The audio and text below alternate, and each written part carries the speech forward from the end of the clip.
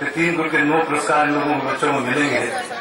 और जो स्थान चयन किए गए हैं जहाँ आज शुभारंभ साहिब से, और साथ ही मैं माननीय DSO ma'am Shri Deepti ma'am से अनुरोध करती हूँ।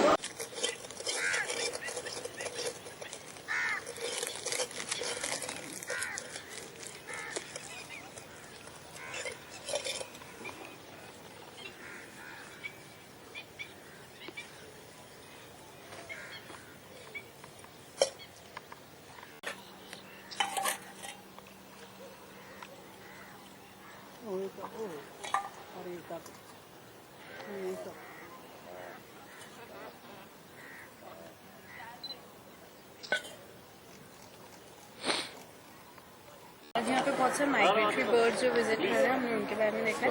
मोस्टली यहाँ पे डाल्मेशियन पेरिकन्स वगैरह है, उसके अलावा रिवर टर्न्स हैं और ब्राउन हेडेड गर्ल्स वगैरह जो भी टीचर्स हैं, फैकल्टी मेंबर्स हैं, उनको थोड़ा गाइडेंस दे रहे हैं। हम लोग ऑब्जर्व कर रहे हैं और जो भी आगे रिपोर्ट वगैरह हमारे कॉलेज वगैरह में काम आएगी। आना सागर के अंदर प्रवासी पक्षी आए हुए हैं, क्या देखते क्या अच्छा लगता है? बहुत अच्छा लगा। अजमेर जैसे शहर में इतने बड़े लेवल पे कोई प्रोग्राम करना, हमारे अजमेर को एक जैसे स्टेट लेवल पे रिप्रेजेंटेशन बहुत ज़्यादा। नाम बताइए आपका। छवि अजमेर के जो आना सागर झील है, इसमें वर्षों से शरद ऋतु प्रारंभ होते ही विभिन्न देशों से, मध्य एशिया से, मध्य ईस्टर्न यूरोप से, तिब्बत से, लद्दाख से और भी कई देशों से यहाँ विभिन्न प्रजाति के पक्षी यहाँ आते हैं। वो इसलिए आते हैं कि उनके आवास में बर्फ जम जाती है और भोजन नहीं मिलता, भोजन की तलाश से आता है। ये सदियों से परंपरा चलाई, उनको कहते हैं प्रवासी पक्षी, माइग्रेटरी बर्ड्स।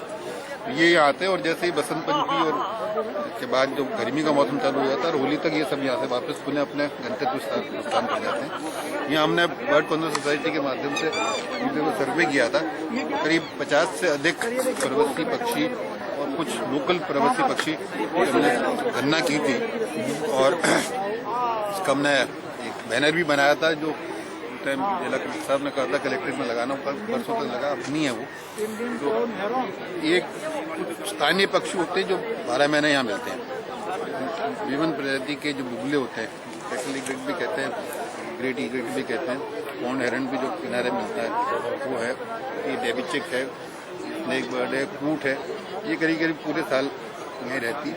मतलब वाइट आइविस जो सफ़ेद भुजा के नाम से जाता है वो यहाँ ब्रीडिंग भी करने लग गया पेड़ों के अंदर। जून, मई, जून, जुलाई में अगर आप देखेंगे दौलतबाग में जो किनारे है, कम से कम 250-300 कैटल ईग्रेट यहाँ घोंसले में और उनको देखने में बड़ा आनंद आता है। इसमें इनकी जो अभी जो आए हुए हैं करीब 500 के करीब ग्रेट वाइट पेलिकन, ये हवासिल कहते हैं इनको, काफ़ी बड़ी साइज के होते हैं। इनकी प्रिय भोजन मच्छी और आना सागर मच्छी है। हम बार बार प्रयास कर रहे थे, महापौर साहब से भी निवेदन किया था मच्छी का ठेका बंद करा दें। उन्होंने प्रयास किया तो उनके पास मत्स्य विभाग ने कहा कि हमारे पास गवर्नमेंट का आदेश है कि हम कर सकते हैं।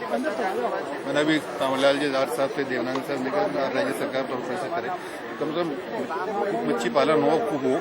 आना सागर में मच्छी का जो ठेका दिया था वो बंद कर दें, इसको पक्षियों को काफ़ी आकर्षण होता है। एक 2010 में यहाँ वेटलैंड बनने का निर्णय हुआ था 215 बीघा में, वो अभी तक विकसित नहीं हुआ। अगर वेटलैंड यहाँ डेवलप हो जाता है, यानी नम भूमि, जल भूमि, तो पक्षियों की संख्या बहुत अधिक हो जाएगी और ये एक बड़ा आकर्षण के पर्यटकों के लिए भी, पक्षी प्रेमियों के लिए बहुत अच्छा यह बन सकता है। दूसरा हमारा सुझाव ये भी था एडीए को साहब ने किया, मतलब एक होर्डिंग कुछ स्थान पर लगा दें जहाँ यहाँ के पक्षियों की फोटो हो और उनका ब्रीफ डिस्क्रिप्शन हो। जो यहाँ आते हैं तो उनको थोड़ा इसको देखने से उनका ज्ञान बढ़ जाता है। आपका नाम? Mahendra Vikram Singh, bird conservation society का अध्यक्ष। देखिए, ये नई पहल है, बर्ड फेयर के नाम से यहाँ पर शुरू किया गया है। यहाँ आना सागर झील, फौज सागर झील में काफ़ी मात्रा में अद्भुत बर्ड्स यहाँ पर पाए जाते हैं और बर्ड्स की कंजर्वेशन के लिए हमें बहुत सारे कदम उठाने की आवश्यकता है। हम थोड़ी सी लापरवाही के कारण, हमारे कुछ खुद के शौक के कारण कई ऐसे कदम उठाते हैं जिनसे बर्ड्स को नुकसान होता है। और जैसे कि हम पतंगबाजी करते हैं तो उसमें ऐसा मांझा यूज़ करते हैं जिस कारण से कुछ बर्ड्स इंजर्ड हो जाते हैं या बर्ड्स की जीवन जान चली जाती है। इन चीज़ों से हमें परहेज़ करना चाहिए और जहाँ तक संभव हो प्रकृति के साथ चलना चाहिए और प्रकृति की कंजर्वेशन करना चाहिए।